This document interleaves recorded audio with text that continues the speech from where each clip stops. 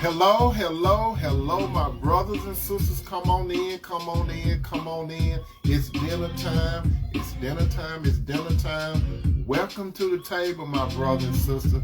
I have a good soul food meal for you all today, and I hope that you're ready, and I hope that you're hungry for this food for your soul.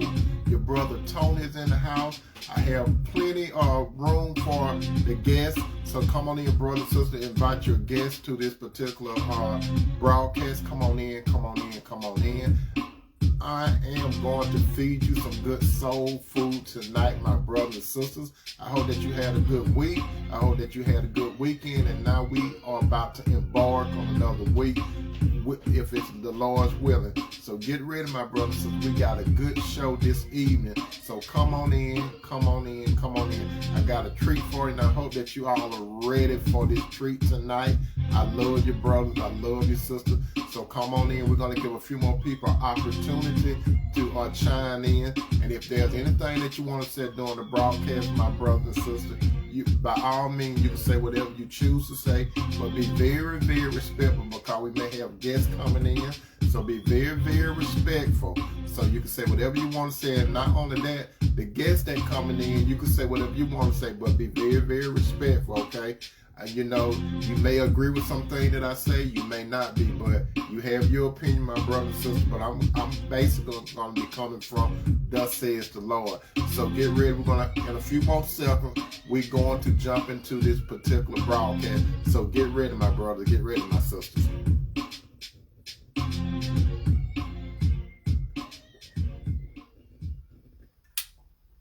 Well, we're here. My brothers and sisters, how you doing this evening? It's dinner time, so come in. We got plenty of room at the dining table. We got the utensils out. We got the best china out, so come on in so you can feast. I'm about to put some good soul food onto your plate, so get ready, and I hope that you have an appetite for what we're going to talk about tonight. If this is your first time looking at this particular broadcast, allow me to introduce myself, my brother and sister. My name is Tony M. Toomer, and I talk about relationships. I talk about relationship from a biblical perspective. When I say a biblical perspective, I strongly believe in a relationship from the original book of the Bible, Genesis. God had a unique relationship with the man Adam first. After he had that unique relationship with Adam and it was established, God took a rib out of the man's side, Adam, and he formed a woman. That's the second thing he did as far as humanity. Then he represented the woman back to the man. That's the third thing. And the fourth thing, Adam proclaimed this. Adam said, when he seen the woman, Adam said, bone of my bone, flesh of my flesh, I should call a woman because she came from man.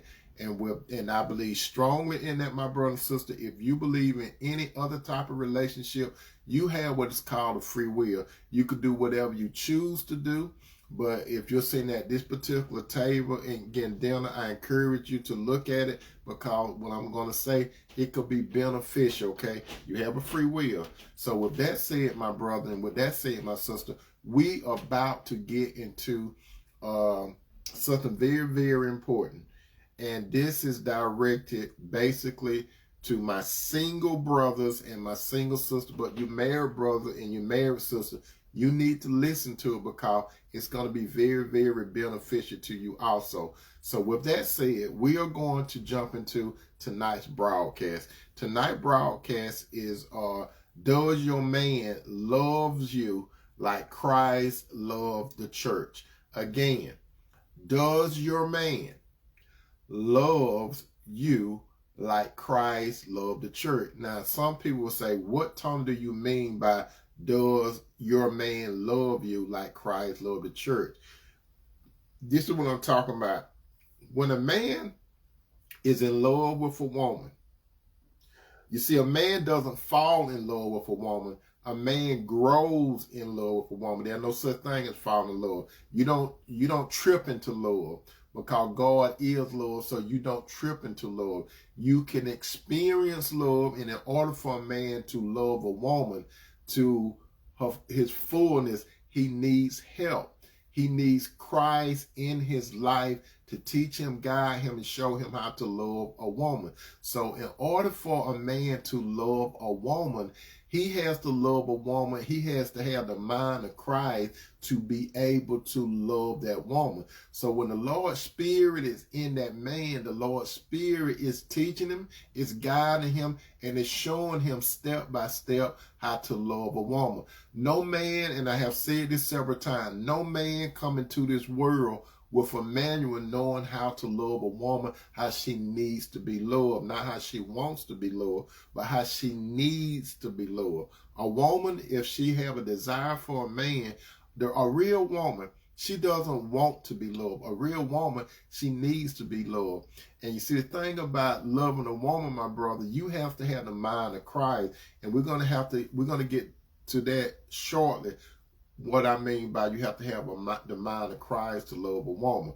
Now, we're going to go to God's word first. When we go to God's word, we're going to go to this passage and we laying the foundation down.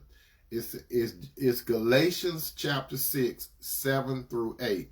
Again, it's Galatians chapter 6, 7 through 8. Again, it's Galatians chapter 6, 7 through 8. And we getting this from the King James Version. It is written, be not deceived.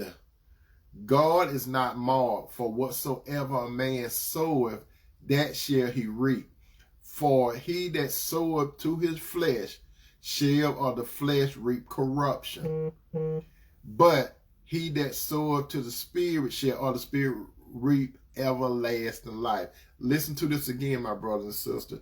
It's about sowing and reaping. In order to get something, you have to invest into something.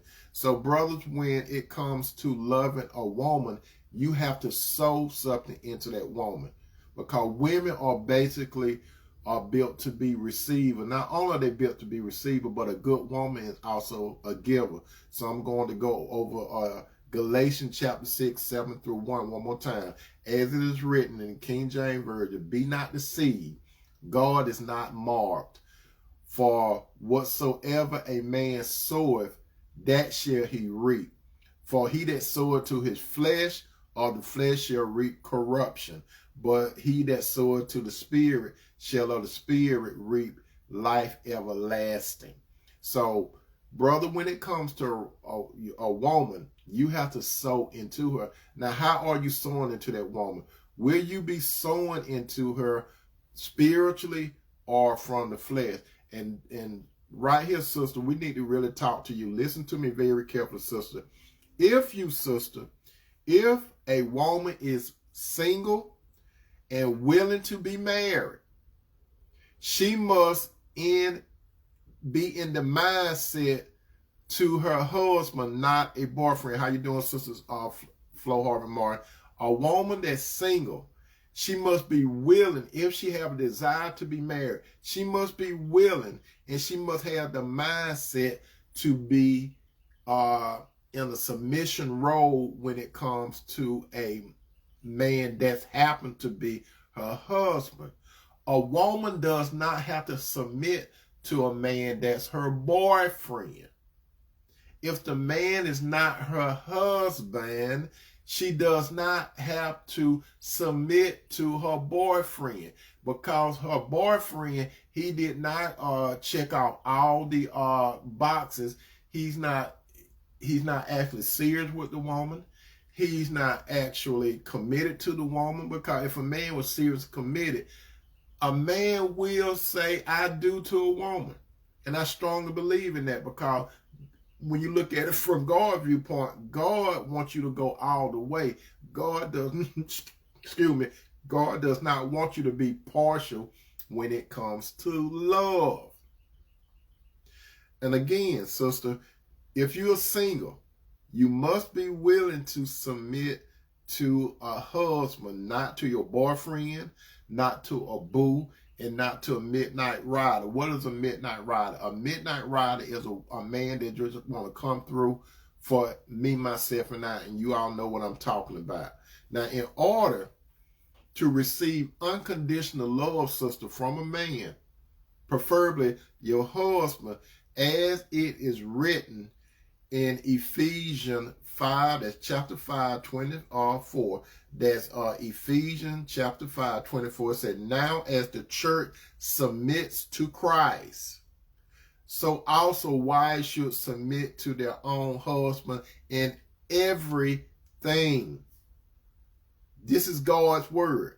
And we'll talk about the thing called submission. It states again, now as the church submits to Christ, that this is a pattern. So a woman is like the church and the husband is like Christ. It said, now as the church submits to Christ.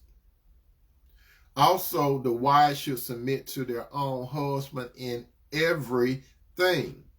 Now, what does submit mean? When we look in the dictionary, the word submit is defined as accept or yield to a superior force or to the authority or will of another person. So that's what submit means.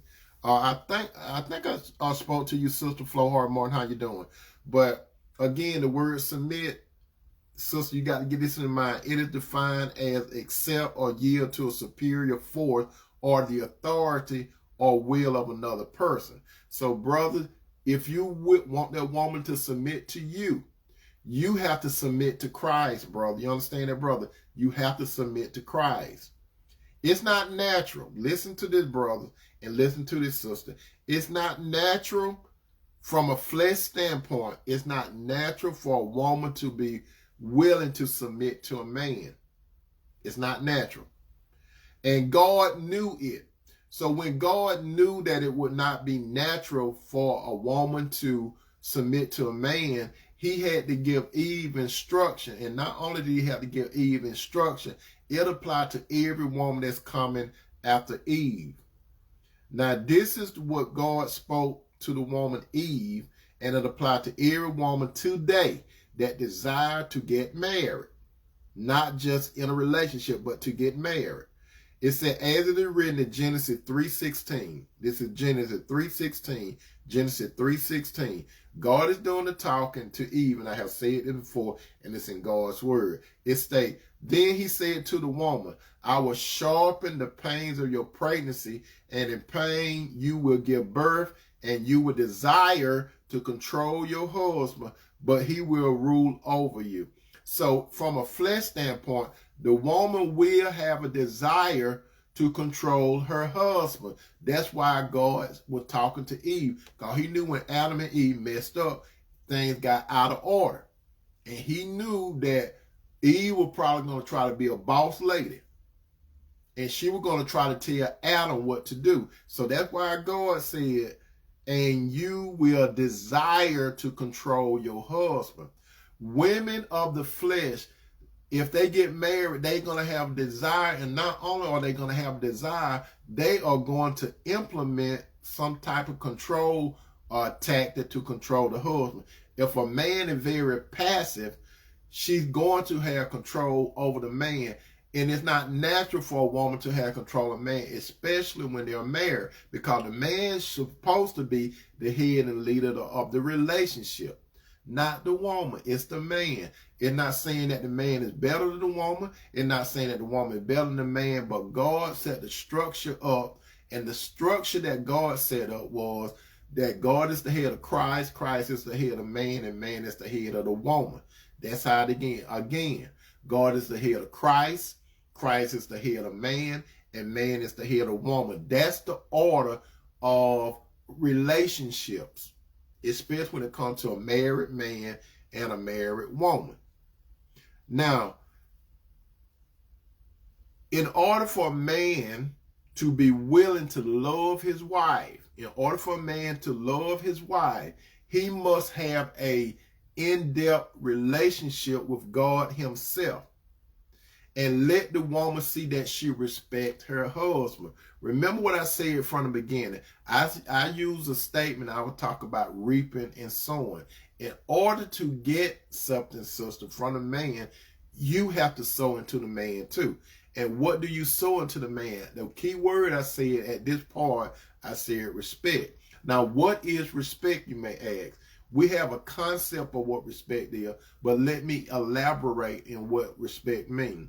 When it comes to respect, it is defined as admire someone or something deeply as a result of the abilities, qualities, or achievement. Again, respect is defined as to admire someone or something deeply as a result of their ability, quality, or achievement. So, sister, men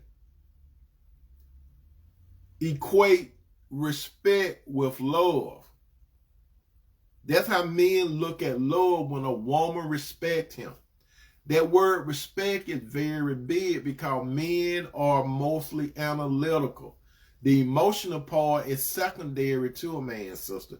So, that's what you have to do. Now, single ladies, the man that you're in a relationship with, does he show a glimpse of Christ's love for the church?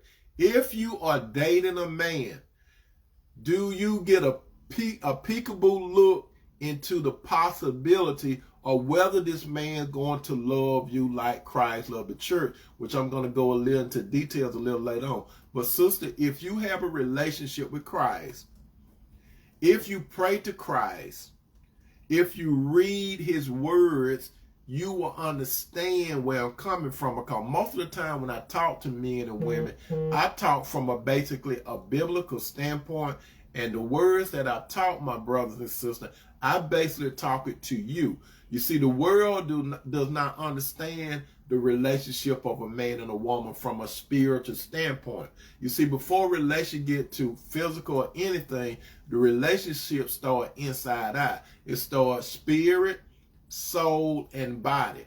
The world look at a relationship body, soul, and they rarely say spirit, but they'll say body and soul. Then if they do say anything about spirit, they'll put spirit at the end. They'll say body, soul, and spirit. But a man of God and a woman of God love from inside out. That means the spirit, that means the soul, and that also means the body. So sister, when you respect a man, and this is, I'm just telling you, the Bible even instructs you to respect a man. And it say, a man looks for you to admire his abilities. A man looks for you to admire his qualities. A man looks for you to admire his achievement. This is what we call encouragement. Men basically want respect and men want encouragement. The man desire for his woman in his life, prefer his wife to be his biggest cheerleader. A man would like for his wife to be his bigger cheerleader than a woman that's not his wife. You see, a man will think very questionable about his wife if his wife is not supporting him, but other women are supporting him. It'll be something wrong with that picture. So therefore, a man, he gets into his wife or respecting him and nourishing him and encouraging him. So men look for respect. They look for, after the respect, they look to be encouraged and they look to be nourished. A man would like to go to a one woman to get all his nourishment from when it comes to a relationship. Now, again, tonight's topic is, does your man love you like Christ loved the church? Again, does your man love you like Christ loved the church? Now, this portion is for the men. Now, brothers, a man should only get into a relationship with a woman that he is planning on getting married to, not to string her along. I'm going to say that 2 more times. Brother, when it comes to getting into a relationship with a woman, you supposed to plan on getting married to the woman, not to string along. Again, brother, when it comes to a relationship with a woman, you are to plan on marrying that woman, not to string her along. If you don't have no long-term plan for the woman, brother, you don't supposed to waste her time. Not only do you not supposed to waste her time, you supposed to walk away from her. Don't let the woman start getting clingy feeling for you, because we know that women are emotional. So if you're not straightforward with the woman, how you doing, Sister Angela? So if you're not going to be straightforward with the woman, brother, don't bother her. Don't bother. Just walk away. Don't lie to the woman. Don't lie to try to satisfy your fleshly needs, brother. And you know what I mean by flesh. A lot of men on the scale between 0 and 10, and I have said this several times, I said that out of 10 men, 10 being the highest, and when we look at it from the Western standpoint, out of 10 men, how you doing, Sister Patricia? Out of 10 men, that would be, and I'm being gracious, out of 10 men, it may be 8.5 that want a woman for the flesh or her resources. And the other percentage that left off, that's very rare. These are godly men. If 8.5 would like a woman to use her for his fleshly need, that leave off a small percentage for something else. So, brother, don't bother the woman if you don't have no long-range plan. What is the long-range plan? And you know I say this all the time. A man should be serious. A man should, when I say serious, a man should mentally be serious with about a woman. After that man is serious, he should convey to that woman with his mouth that he would like to commit to a relationship with her, so you won't leave the woman hanging. Brother, if you're not going to submit to, if you're not going to be serious with the woman, if you're not going to commit to the woman, just go ahead and tell the woman, just go ahead and say, I don't want to commit. Just go ahead and tell her from the rip, I do not want to commit. Now, sister, if a man point blank tell you he does not want to commit, and this what mess a whole bunch of women up. You think that you could change the man's mind. You can't change no man's mind just because you have sex with him. The man that already told you he's not ready to get committed. You can't buy a commitment from a man. A man have to willingly wants to be serious. Then he has to willingly commit to the relationship.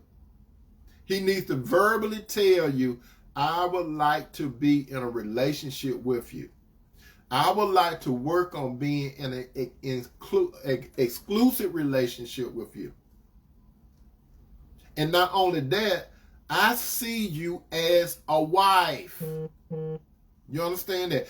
That's what the man needs to say. I see you as a wife. Because I have said several times, my brother and sister, that we men, we know within a short period of time whether you wife material for us or not.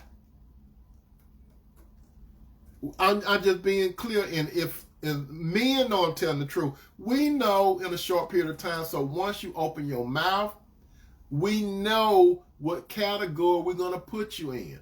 We put you in the temporary long-term, or the permanent. And I have said this several times. If this is your first time on the show, remember I'm saying, we men, we put women in two categories. That's wife material or non-wife material. Wife material, that speaks for itself, but non-wife material, it has some subcategory. It has two subcategories, and that is temporary or temporary long-term. Temporary is what I call the midnight rider. What is a midnight rider? A midnight rider is a man that will text you and say, what you doing? He just want to see what you're doing so he could come through. And it's not going to be long. His intent is to come in, do his Mr. business, and leave out. Or he wants you to come where he's at. He does his Mr. business, and then he wants you to get up and leave. Let me tell you something, sister. You have to respect the man that don't tell you, I love you. You see, that's the tricky thing. That's what moves some women. Some of you sisters, you look for a man to say, I love you. And that's the key word you look for. You look for a man to say, I love you. You see, sister, love is more than verbiage. Love is an action word. Love initiates. Love is about investing. Love is about sowing. Love is about not keeping record of wrongdoing. Love is unconditional. Love is not about condition. I love you based on if you do this or you don't do this. No, love's supposed to be unconditional. Does your man love you like Christ loved the church? Now, brother, you got to take a self-evaluation. This is what you brothers need to do. A man should only, like I said, a man should only get into a relationship with a woman with a plan, a long-range plan. That's to get married. If you're not planning on marrying a woman, tell her up front so she could make a decision. Now, sister, if the man up front tell you he's not ready for a relationship and you agree to the term, don't get pissed off at the man if he doesn't marry you.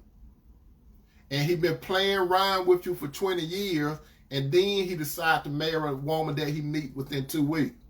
Why would you get angry at the man? Why would you want to talk about it? This man told you that he wasn't ready to he didn't want to get in a relationship, but you misconstrued because he treated you what appeared to be nice, because he gave you money, because he came through and did stuff to you. But the man verbally told you he did not want to get married. So if this man did not want to get married, why are you butthurt over it? You shouldn't be butthurt over it. The man told you. Now, it's a different, brother. Don't mislead a woman and mislead her, because some of you men, you use the word love because you want to be physical with that woman. You want to extract the woman's physical essence out of her, because you filled up and you want to unload on that woman. And so you look at that woman as she is an object. You look at her like she's an object and not a woman. And it's very dangerous, brother, when you try to misuse a woman that is a daughter of God.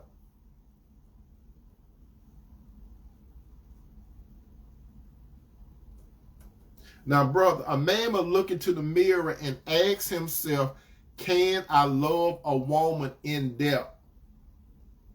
Can I love a woman like Christ loved the church? That's what every mature Christian man must ask himself. A man must have an honest appraisal of himself. You're supposed to say self, and you consciously, you're supposed to say self, can I love a woman like Christ loved the church? Now, how did Christ love the church? All you have to do is take some time and read in the Bible. There's a lot of things that God did for man, because the Bible itself is Christ's story from the beginning of Genesis up to Revelation. You may not see Jesus' name until you get to Matthew. Other than that, Jesus was always in existence, but he did not get his name until Gabriel told Mary what to call him, and he told Joseph. But Jesus was always in the mix. The world was created, the seen world and the unseen world was created through Jesus himself. You had God the Father, you had Jesus and the Holy Spirit. Everything came through Jesus. You understand? Everything came through Jesus. So, what did Jesus do? Jesus was mindful of his creation. So, brother, when you are in a first of all, brother, you have to be in a relationship with Christ. What the angel said, sometimes you have to make the decision to leave because they won't tell you. They will manipulate their word. Yep. And they will see. That's right. That's right. And I'm glad you put that point. A lot of you guys, you do manipulate women, and you use that word love a lot, and you be dangling stuff in it, and you be putting words in a way where you do it with the intent to deceive the woman. Because the basic line, sister, you all know what the deal is. I mean, the game is the same. And when I say the game, you have men players, you have women players. Men basically sit at the poker table, and women sit at the poker table, and they have different objectives. And when you look at when you're at the poker table, you have that poker face on, so they won't see your reaction or what you're thinking, right? You hold the cards in front of your face, and you don't want the person in front of you to see it. And that's how men and women do it. You have the men at the poker table. They be planning on seeing how many times they could put this woman on her back without investing long-term into her. Or if she got some resources, he may want that too. But majority of the men, if they had this other stuff together, I'm talking about men of the flesh. And remember I said earlier, out of 10 men, maybe 8.5 really don't want you. And for a long term. Now, they would date you for years or see you for years, but as far as saying I do, 8.5 really probably don't want to go the distance with you. And your sister, you got to understand it. If you understand this, you'll know what you're getting into. If the man point blank tell you, if he truthful and point blank tell you he hurt, he don't want to get into nothing, take the man at his word, and don't get emotionally invested into the man. And you better not get soul tied, because once you start getting emotionally tied to that man, sister, based on the word, the verbiage that he used, and then you turn around and you sleep with this man, you going to get soul tied. Because a lot of women, once you think I done gave this man my body, so this the best I could give him. No, that man is after you, just like God wants your soul.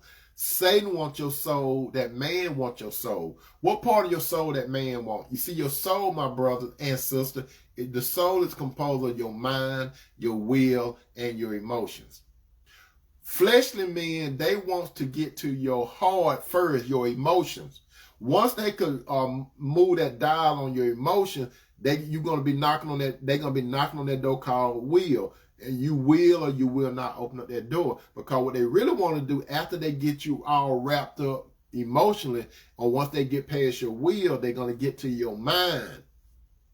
And once they pass your heart, your will, and your mind, then the next thing is your body. So if he got your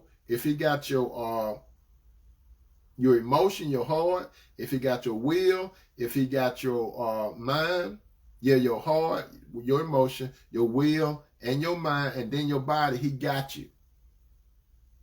He got you. And this could linger on for years and years and years. You got into a soul tie with a man that don't want to go the distance with you. Now, brothers, don't manipulate a woman to use her. Women are not created to be used.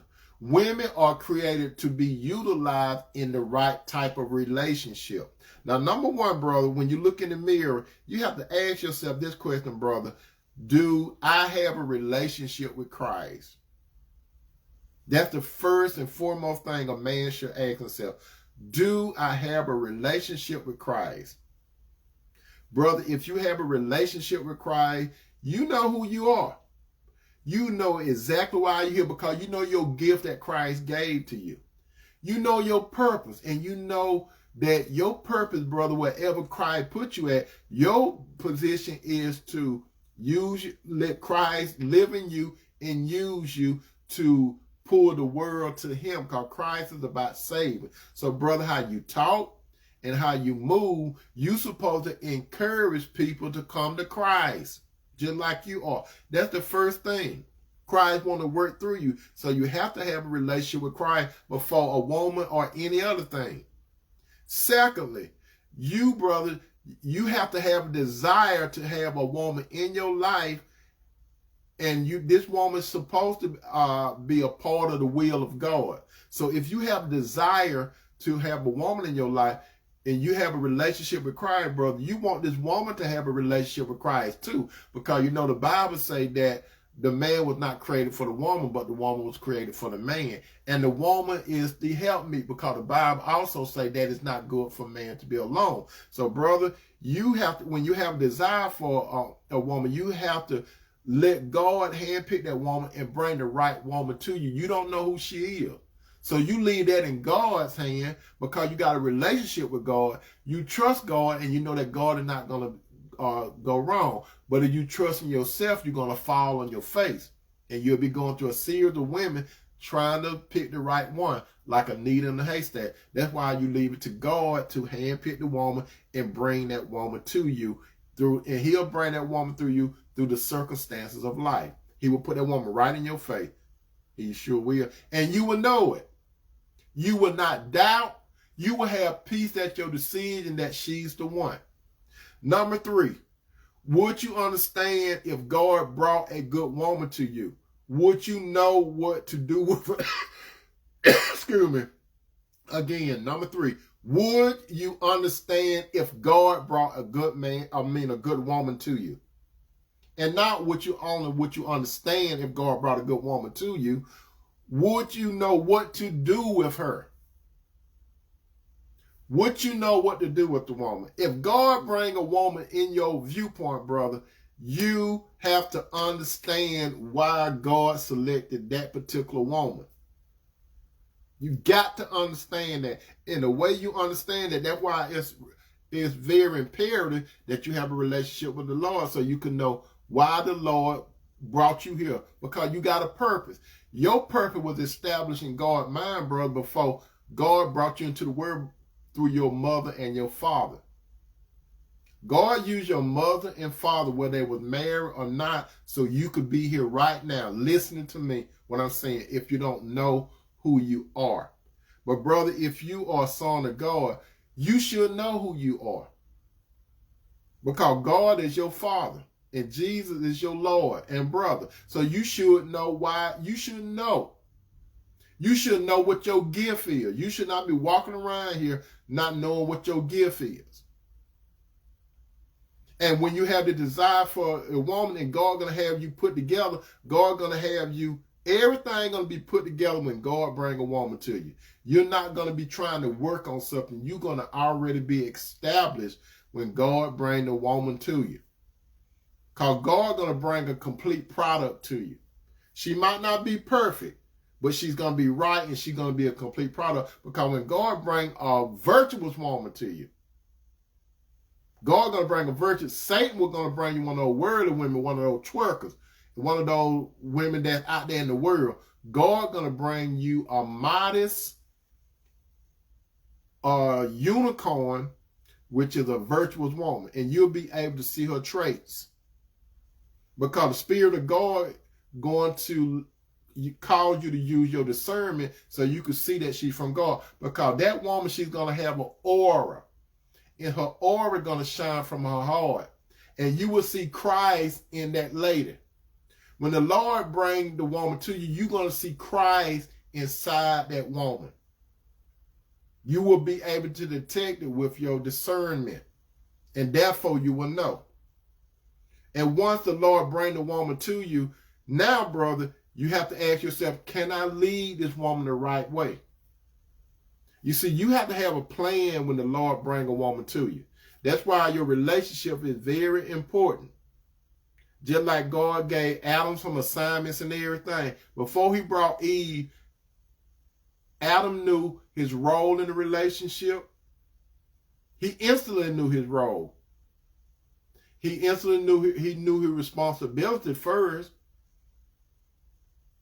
And then he understood his role when God brought that woman to him. He understood his role as a man, a husband, not a boyfriend, not a boo, not a midnight rider.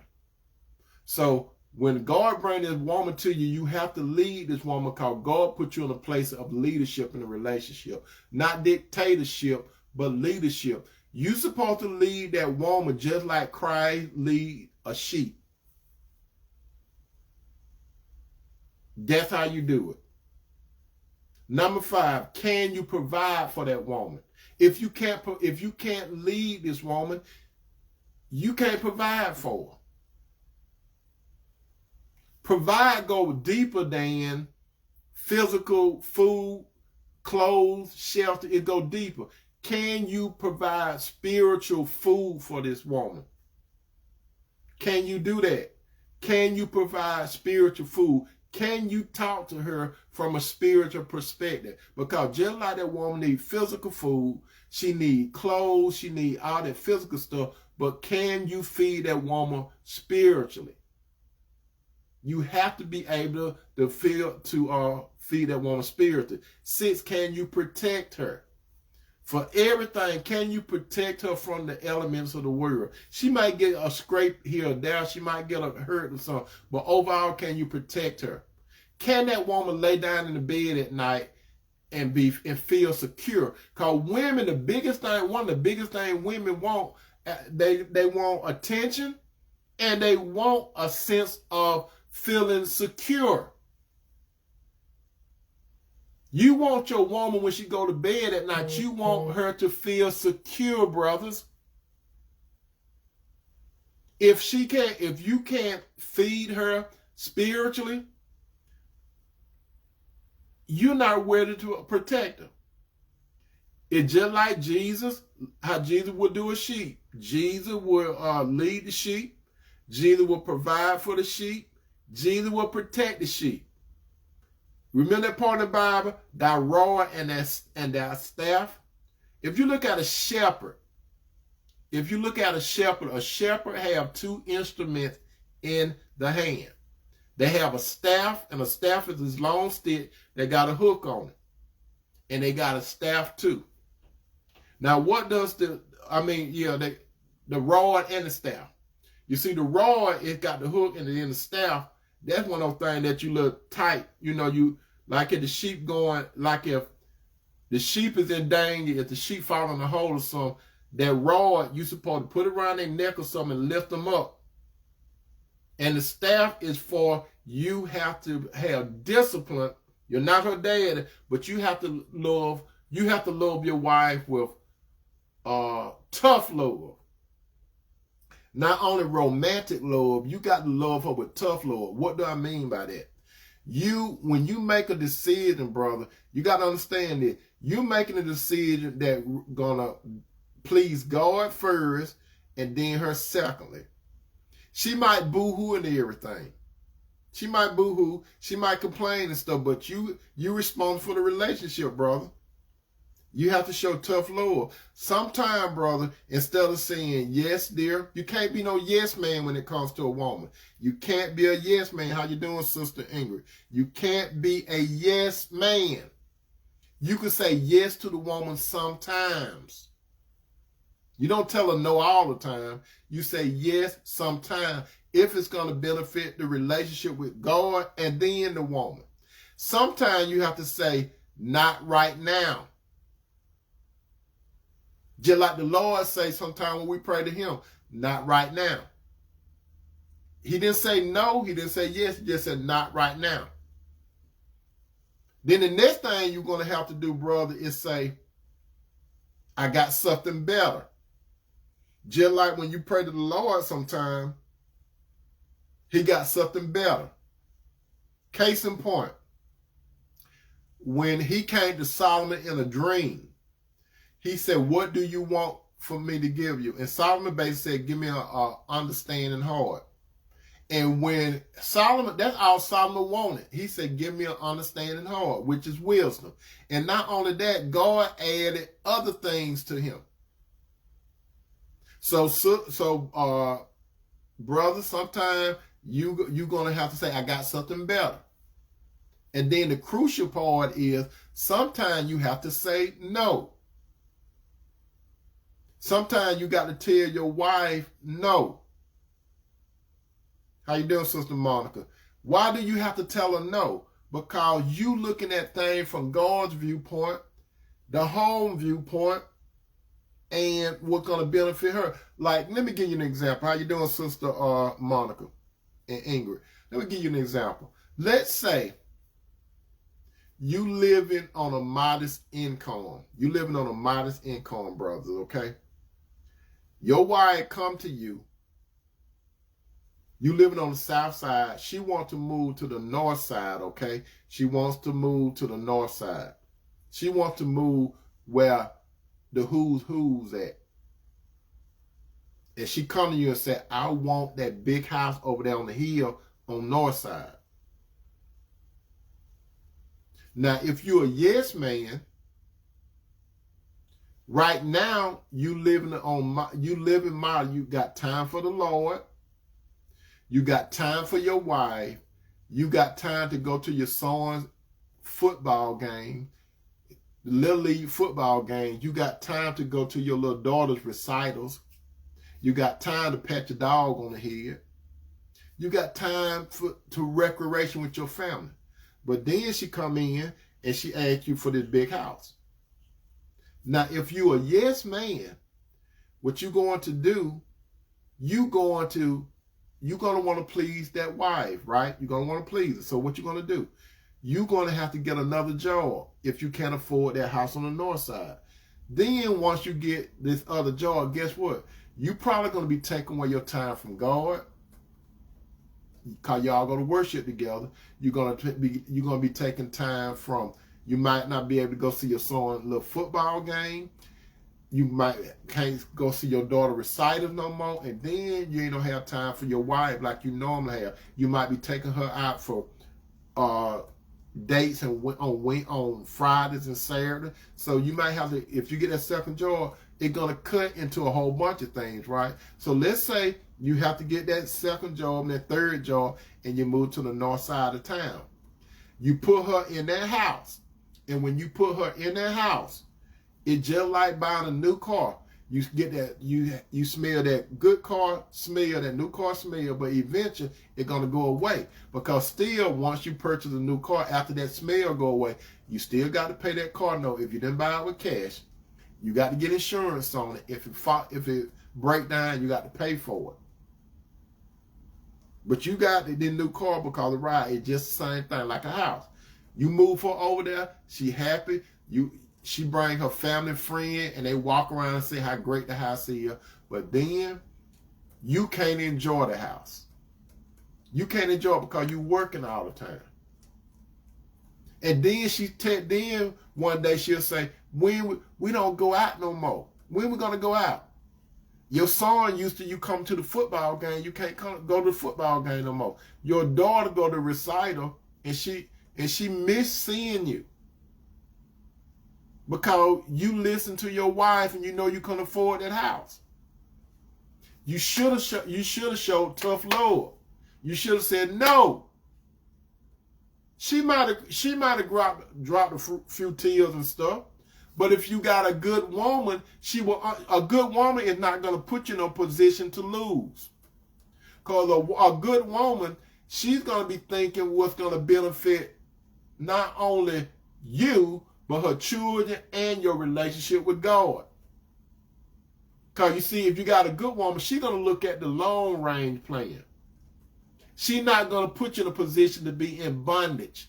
And then one day, brother, if you be a yes man and you can't afford that house and you be working all the time, you're going to come home one day and your wife going to have her bottom lip out like this. And you're going to say, what's wrong with you? She's going to say, I'm not happy. And you're going to say, you're not happy? I'm not happy. We used to spend time together. You used to talk to me. You used to show attention to me. Where all of it gone? Then you're going to say, look, I do love you. I got you in this house. I pay all the bills.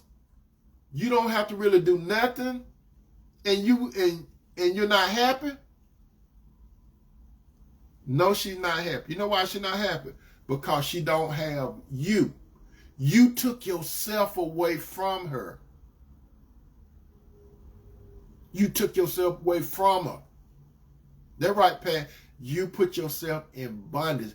God don't want us to be in bondage, my brothers and sisters. He understands that you have to pay bills and stuff. He know that you have to live, but you're supposed to live within your means. You see, some of you brothers, you workaholics. Some of you workaholic brothers, you are working to live. I mean, you live to work. There are a lot of you brothers that you live to work instead of working to live. It's a difference. Instead of you living to work, but you're not working to live. And you got a wife. Let me give you an example. I didn't say it before. Let me give you an example. This lady that I'm about to talk to you all about, I'm not going to give you her name. I'm not going to give you her husband's name, even though both of them are deceased right now. But when they were alive, she wanted her husband worked 3 jobs. Her husband worked 3 jobs. And she worked at a convenience store. She worked at a convenience store because she wanted something to do. She didn't have to work. This man worked 3 jobs. And she came and she talked to me. She said, this is what she said. She said, Tony, my husband have a problem touching me. I said, what do you mean by your husband have a problem touching you? She said, our sex life is dead.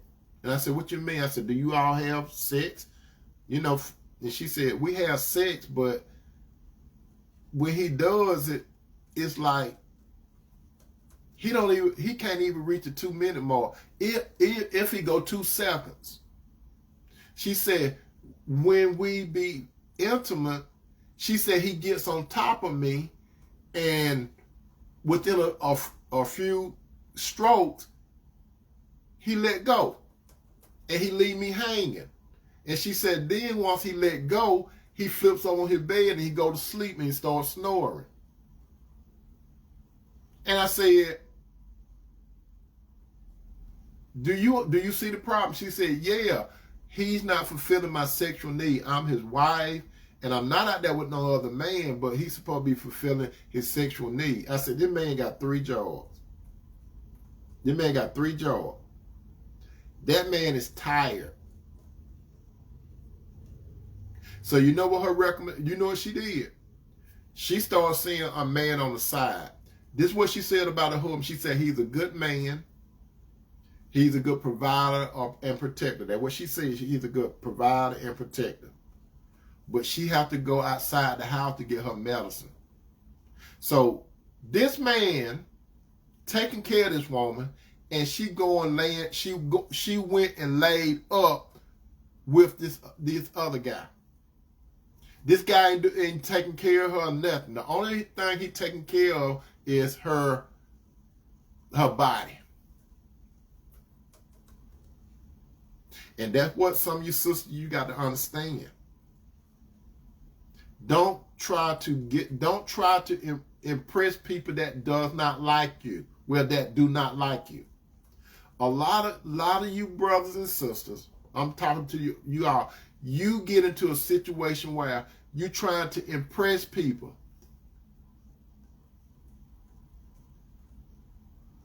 You try to impress people that don't like you. You try to impress people that don't care what's going on. The only thing they're looking for is when you fall off because you got yourself in a situation. So, brother, do you love your woman? Do you love her? And sister, let me tell you this. When you are single, does your man love you like Christ loved the church? What was the main thing Jesus came for? Jesus came to what? Seek and save that which was lost, right? As it is written in Ephesians chapter 5:25. Again, Ephesians 5:25. Ephesians 5:25. As it is written, it said, Husbands, love your wives just as Christ loved the church and gave himself up for her. That's what God's word say. God's word say, husband, love your wives just as Christ loved the church and gave himself up for it. That's what the Bible say.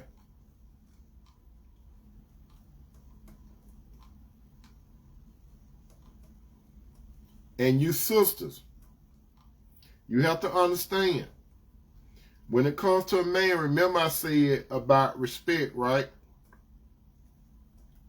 In Ephesians 5:33, again in Ephesians 5:33, it said, however, let each one of you love your wives as yourself.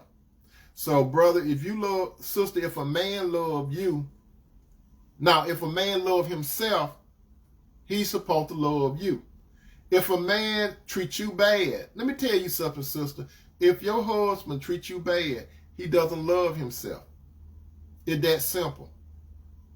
1 + 1 = 2, never equal 3.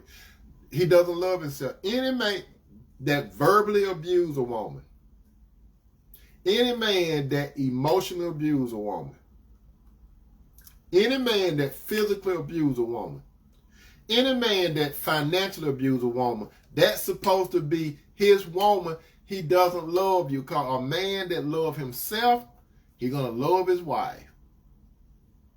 And your wife, let me tell you something, brother. When you see, you want your wife to know that you love her. You don't want her to think that you love her. You don't want her to guessing.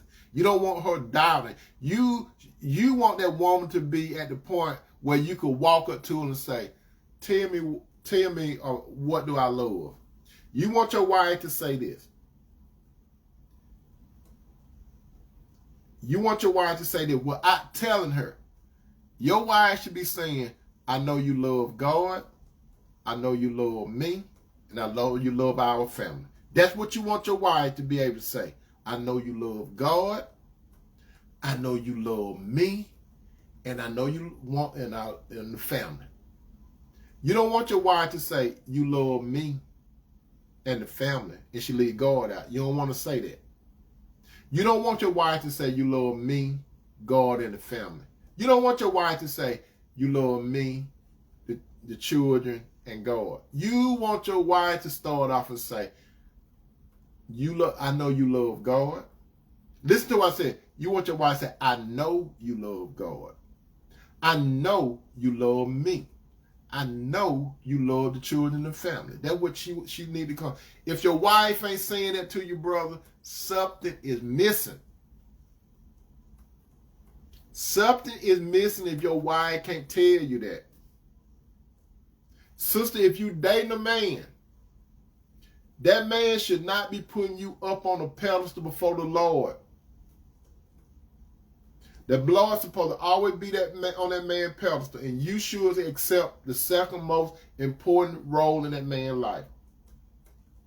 You should not strive to be that man number one. You shouldn't even go up to that man's sister, you single sister, say, I want to be number one. No, God's supposed to be number one in that life. You supposed to accept the number 2 position. Sister, if you married to a man, the only position you take in that man's life is number 2 after God. You don't take number 3, 4, 5, and 6. Your position, even if he love his mama, you come before his mama. If he got children, you come before his children if you get married. His family, his career, everything. The only one that precedes you, sister, a thing is Jesus himself. That's the only exception as far as being number 1.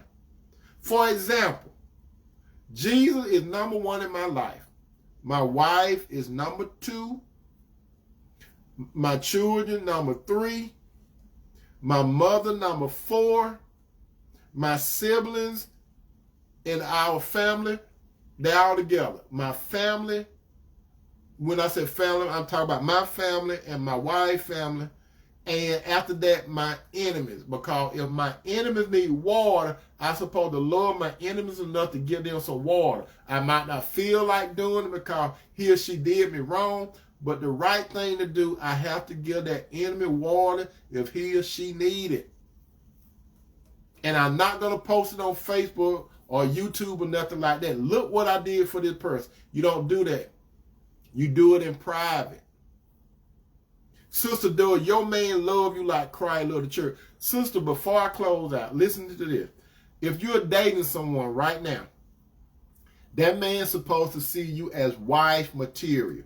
You're supposed to ask this man, like I have said it before, any of you single sisters that date a man, the first thing you should ask the man, do you see me as a wife?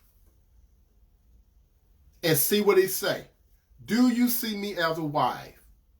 If he say, yes, I see you as a wife. The next question, do you see me as being your wife? If he say, I see you as being a wife and I see you as being my wife. The third thing then, when we going to do this? What is the date? You have to be straight to the point with a guy.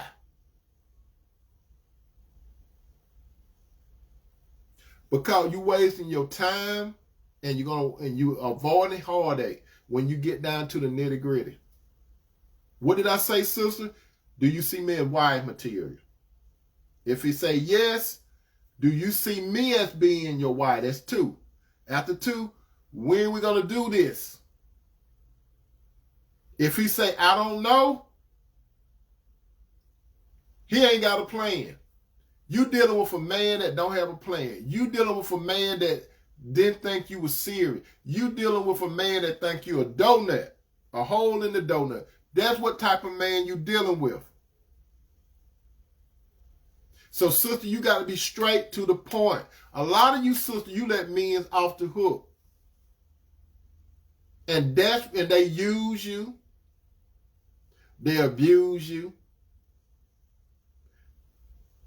You the last on their you don't even make it to their bucket list. You be the last on your. How many of you sisters, you know that this man got other people and things in front of you? He get to you on his schedule.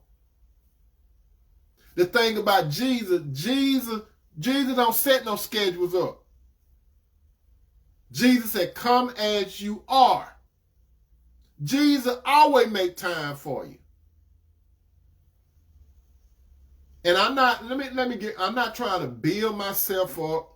I'm not trying to build Cinderella up. But I tell you this, if I'm somewhere and she's somewhere, if my phone rings, I'm going to get to it in a very short period of time. If I don't answer right then, it's not that I'm henpecked. Guess what? I got to be thinking like Christ when my wife reach out to me. I got to respond to her.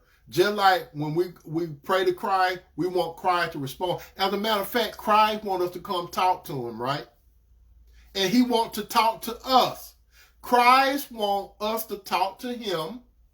Christ wants us to set aside time for him so he can be with us. That's how a man's supposed to do. You're supposed to set aside time for your wife.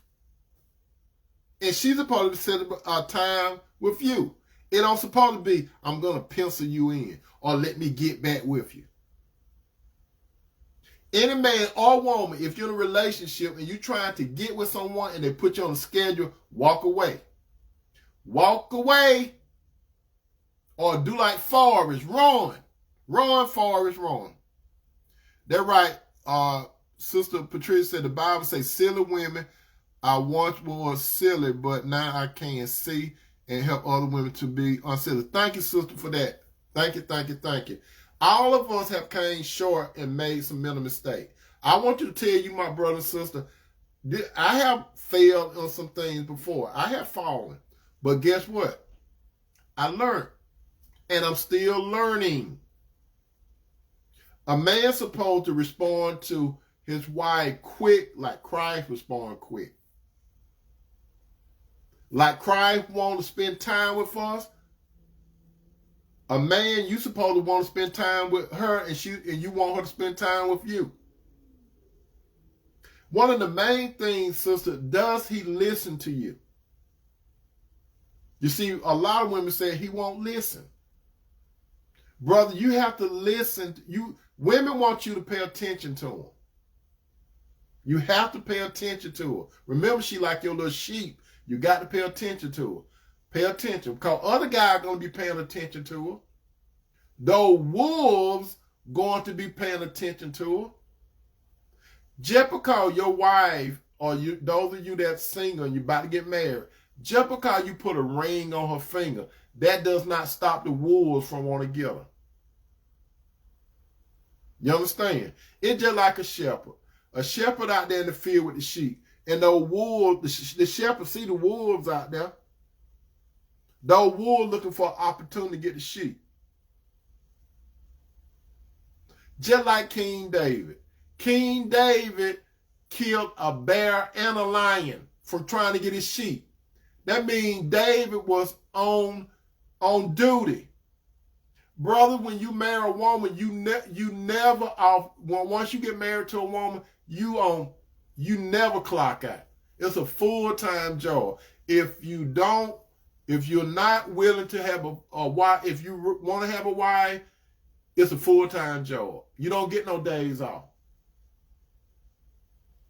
You may get some breaks, but you never get some days off. It's just like going to a job. You know, when you go to a job, you have your 15-minute breaks and you have your lunch break and stuff like that.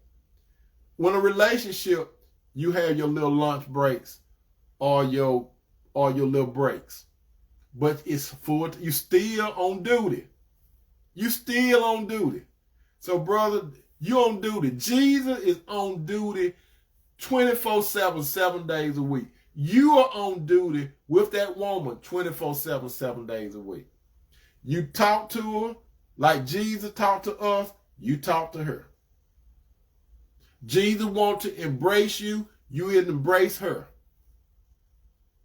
Some of you, brother, you're scared to touch a woman. You suppose, sister, does he like to touch you? Does he like to touch you only when it comes to sex? You got to ask yourself that question. Is that the only time he want to touch you? He just kiss you on your forehead and he kiss you on your jaw. He won't even kiss you on your lip. What did I tell you? What are he trying to tell you? I talk about for you, the old guy that's a serious, committed in a covenant relationship. He don't touch you. He don't say things to lift you up. Does this man that you're in a relationship with, does he lift you up?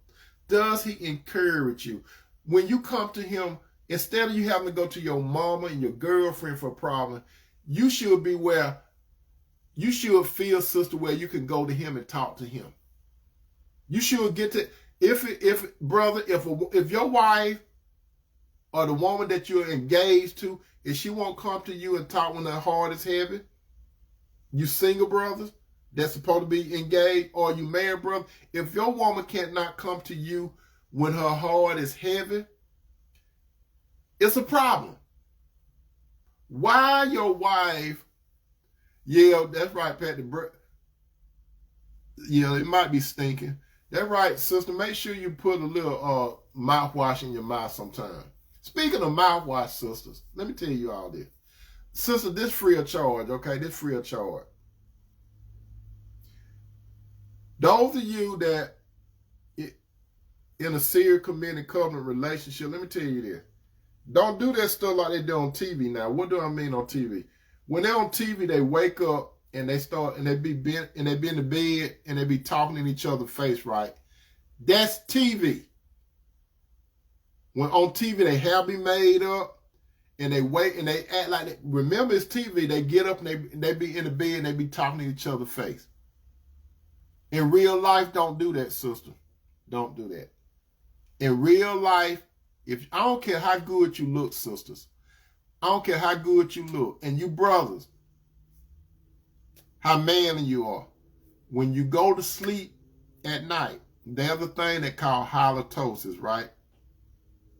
Do not talk in your mate's face when you come out of a sleep. Don't do that. Don't do that.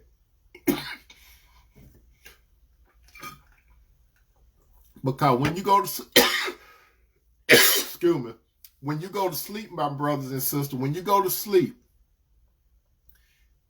It's some things that go on in your mouth. That saliva sets and all that kind of stuff. Do not talk, sister, do not talk. Don't bend in that man's face and say good morning. Don't do that. Brothers, do not talk in your woman's face when you're waking up. Now, let me throw this in since we're adults here. If you are in a if you are in a serious, committed, covenant relationship, that means you cross all three hurdles. Let's say if you ready to, remember I told you, brothers, since I said the bedroom is for two reasons. They're for relaxation and recreation. That's the only thing your bedroom for. Relaxation and recreation. Let's say that you want to do some intimate physical stuff early in the morning. Listen to this. You may not have time to get up and brush your teeth. But, and I'm talking to you grown people, if you in a serious, committed, and covenant relationship, keep your mouth closed. Don't be breathing, brother, in her face, because your breath is stinking if you just sleep. Because a lot of you, brother, you be sleep and you wake up and you want to tap on the shoulder and stuff. You tap on the shoulder. Don't breathe in her face. Keep your mouth closed. And then some of you sisters, when he turn you over and y'all doing that physical intimacy stuff, don't be breathing heavy in his face, because your breath stink too. I'm just being realistic. It ain't no way. I'm married. Ain't no way I'm going to wake Cinderella up early in the morning and may want to get friendly with her. Ain't no way I'm going to be breathing in her face. Yeah. Some men by the bedside, yeah. Ain't no way I'm going to just be breathing in her face, and ain't no way she finna breathe in my face. You just keep your mouth closed like that.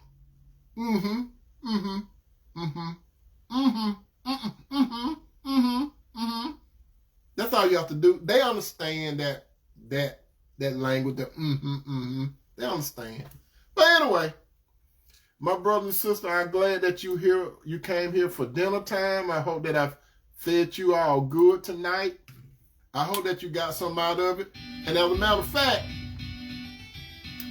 you could take some doggy bags and give it to some of your friends, meaning you could share this with some of your friends. Share this dinner time with some of your friends. As a matter of fact, let me tell you this, my brother and sister. Let me tell you this. I want to thank you, brothers and sisters, for coming having dinner with me. I really want to thank you. And not only that, my brother and sister, I got a channel on YouTube. Because it's other brothers and sisters out there in the world. But this is what I want to thank you all for. Those of you that have done it. Those of you that went to my YouTube page and became subscribers, you have helped your brother Tony to be able to start doing live broadcasts on YouTube. Because you have to have 1,000 subscribers to start having live broadcasts on YouTube. I would like to thank God, and I would like to thank you, brothers and sisters, that became subscribers on my YouTube page.